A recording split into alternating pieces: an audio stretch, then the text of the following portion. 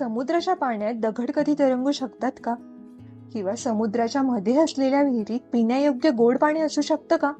आज आपण आलो आहे प्रभू श्रीरामांच्या पावनभूमीत रामेश्वर येथे, जिथे त्रेतायुगात श्रीरामांनी रामसेतू बांधला, जिथे सीता मातेच्या हाताने बनवलेलं वाळूचं शिवलिंग आजही पूजलं जातं, जिथून श्रीलंका अवघ्या 18 किलोमीटरवर आहे.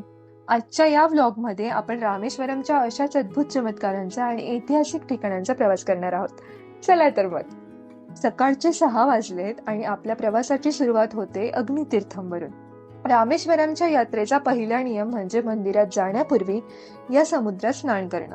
इथे हजारो लोक आपल्या पूर्वजांच्या आत्मशांतीसाठी पितृतर्पण करताना दिसते. समुद्रात स्नान केल्यानंतर याच ओल्या कपड्यांनी आपण मंदिराच्या आत आलोय 22 विहिरींच्या किंवा कुंडांच्या स्नानासाठी. रामनाथ स्वामी मंदिरातील या 22 विहिरींना 22 पवित्र तीर्थे मानले जाते. यामागील कथा अशी की रावणाचा वध केल्यानंतर श्रीरामांवर लागलेल्या ब्रह्महत्येचा दोष आणि युद्धातील सर्व थकवा दूर करण्यासाठी श्रीरामांनी स्वतःच्या 22 दिव्य बाणांनी जमिनीवर वार करून या 22 विहिरींची निर्मिती केली होती. त्यामुळे भारतातील सर्व पवित्र नद्यांचे जल या विहिरीमध्ये प्रकट झाले अशी श्रद्धा आहे. इथे रांग मोठी दिसते पण पटापट पुढे सरकते. एका मागून एक सेवेदार बादलीने पाणी अंगावर टाकतात आणि इथे एक सर्वात मोठा चमत्कार अनुभवायला मिळतो. या 22 विहिरी एकमेकांच्या अगदी जवळ आहेत, तरीही प्रत्येक विहिरीच्या पाण्याचा गोडवा, चव आणि तापमान एकमेकांपेक्षा पूर्णपणे वेगळे आहे. 22 कुंडांमध्ये पावन स्नान उरकवून आता चाललो आहे मंदिराच्या मुख्य गाभाऱ्याकडे, जिथे विराजमान आहेत प्रभू श्रीराम आणि माता सीतेच्या भक्तीची साक्ष देणारं पवित्र शिवलिंग. या शिवलिंगाच्या स्थापनेमागे 2 कथा सांगितल्या जातात. त्यातली एक कथा आपण ऐकूया. रामायणातील महायुद्ध संपलं होतं. रावणाचा पराभव करून प्रभू राम माता सीतेला घेऊन अयोध्याकडे परतणार होते. पण रावण हा एक पंडित आणि ब्राह्मण असल्यामुळे त्याच्या वधानंतर श्रीरामांवर लागला होता ब्रह्महत्येचा महादोष. आणि या दोषातून मुक्ती मिळवण्यासाठी ऋषींच्या सल्ल्याने श्रीरामांनी इथे शिवपूजा करण्याचं ठरवलं. श्रीरामांनी हनुमानाला कैलास पर्वतावरून शिवलिंग आणायला पाठवले, पण हनुमानाला यायला विलंब झाला आणि इकडे पूजेचा शुभ मुहूर्त निघून चालला होता. तेव्हा माता सीतेने स्वतःच्या हातांनी किनाऱ्यावरील समुद्राची वाळू गोळा केली आणि अत्यंत भक्तीने एक सुंदर शिवलिंग घडवलं, ज्याची श्रीरामांनी स्थापना केली, ज्याला आपण रामलिंग म्हणून पुजतो.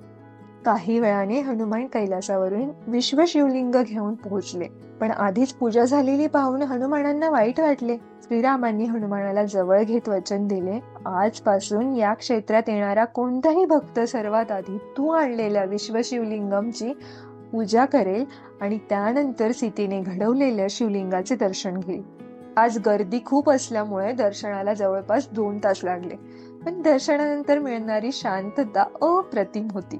दर्शनानंतर गाभाऱ्यातून बाहेर आल्यावर समोर दिसतो तो जगातील सर्वात लांब कॉरिडॉर. तब्बल 1212 विशाल ग्रेनाइटच्या खांबांवर हे संपूर्ण मंदिर उभारलंय. या खांबांकडे जरा बारकाईने पहा. प्रत्येक खांबावर अद्भुत नक्षीकाम आणि शिल्पे कोरलेली आहेत. विशेष म्हणजे या खांबांवर आणि छतावर पारंपरिक रंगकाम केलेलं आहे, जे अतिशय नयनरम्य दिसतं. एका रेषेत दिसणारे हे नक्षीदार खांब पाहून आपल्या संस्कृतीचा अभिमान वाटतो. या मंदिराच्या आवारात फिरताना मला दिसली रामलक्ष्मी, रामेश्वरम मंदिराची लाडकी हत्तीण. दररोज सकाळी तिला प्रेमाने अंघोळ घातली जाते, कपाळावर टिळा लावला जातो. मंदिराचे दर्शन उरकवून आपण निघालो आहे रामेश्वरम मधील इतर ऐतिहासिक ठिकाणे पाहायला. सर्वात आधी आपण आलो आहे गंधमादन पर्वतम येथे. हे या बेटावरील सर्वात उंच ठिकाण आहे. रामायणात उल्लेख आहे श्रीरामांनी याच टेकडीवर उभे राहून लंकेची दिशा पाहिली होती.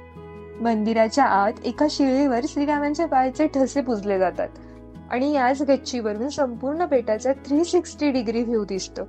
तिथून पुढे निघाल्यावर वाटेत लागतं विलुंडी तीर्थम.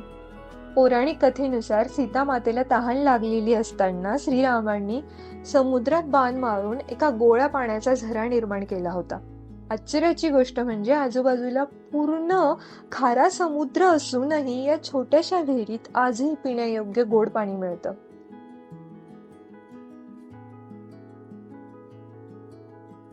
आता आपण चाललो आहे रामेश्वरम मधील सर्वात शेवटच्या टोकाकडे, अरिचल मुनाई आणि धनुषकोडी.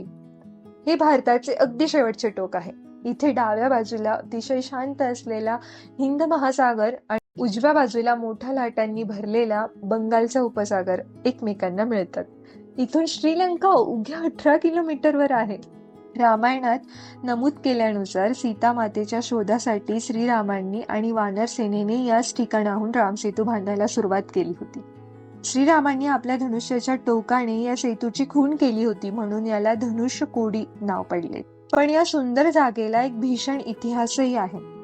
पुढे रस्त्यावर आपल्याला दिसतात 1964च्या भीषण चक्रीवादळात उद्ध्वस्त झालेल्या शहराचे अवशेष. एकाच रात्री हे संपूर्ण शहर समुद्राखाली गेले, म्हणूनच आज याला घोस्ट टाउन असं म्हटले जाते. धनुषकोडीच्या या वाळूत पसरलेले हे दगडी खांब आणि कमानी पहा. हा भाग म्हणजे 1964 पूर्वी असलेल्या धनुषकोडी रेल्वे स्टेशनचे अवशेष आहेत. त्या काळी भारताच्या मुख्य भूमीवरून येणारी बोट मेल एक्सप्रेस थेट या स्टेशनवर थांबायची आणि इथून लोक बोटीने श्रीलंकेला जायचे. पण 22 डिसेंबर 1964च्या त्या काळ रात्री आलेल्या चक्रीवादळाने हे संपूर्ण रेल्वे स्टेशन एका रात्रीत जमीनदोस्त केलं. आणि हा जो लाकडी रस्ता तुम्ही पाहताय ना, हा आपल्याला घेऊन जातो धनुषकोडीच्या सर्वात प्रसिद्ध ठिकाणाकडे, द रुईन चर्च. त्या वादळात या चर्चचे छत आणि वास्तू उद्ध्वस्त झाली. रामेश्वरमची सफर आपल्या देशाचे लाडके missile man doctor APJ Abdul Kalam साहेबांच्या आठवणीशिवाय अपूर्ण आहे. तर आता आपण आलो आहेत कलाम हाऊसला भेट द्यायला. या घराच्या वरच्या मजल्यावर त्यांच्या कुटुंबाने एक लहान संग्रहालय बनवलं आहे. आत गेल्यावर कलाम साहेबांना मिळालेले भारतरत्न आणि त्यांचे इतर आंतरराष्ट्रीय पुरस्कार, त्यांनी वापरलेल्या वैयक्तिक वस्तू आणि काही दुर्मिळ फोटो पाहायला मिळतात.